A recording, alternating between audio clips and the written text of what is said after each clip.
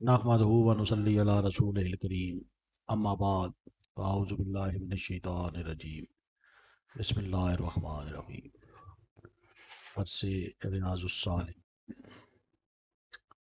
پہلے قرآن پاک کی آیت۔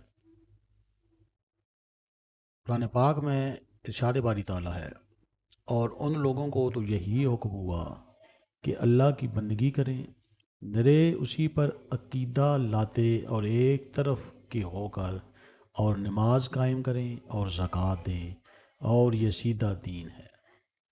قرآن پاک میں ایک اور جگہ ارشاد فرمایا، اللہ کو ہرگز نہ ان کے گوشت پہنچتے ہیں نہ ان کے خون، ہاں تمہاری پرہیزگاری اس تک پاریاب ہوتی ہے۔ قرآن پاک میں ایک اور جگہ ارشاد ہوا، تم فرما دو اگر تم اپنے جی بات چھپاؤ یا ظاہر کرو، اللہ کو سب معلوم ہے۔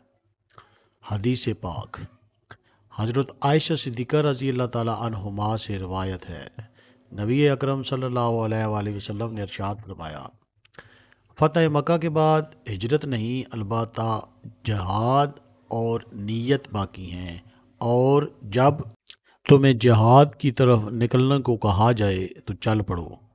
صحیح بخاری و مسلم کی یہ حدیث ہے۔ مطلب یہ ہے کہ اب مکہ سے ہجرت نہیں، کیونکہ وہ دارالسلام بن چکا ہے۔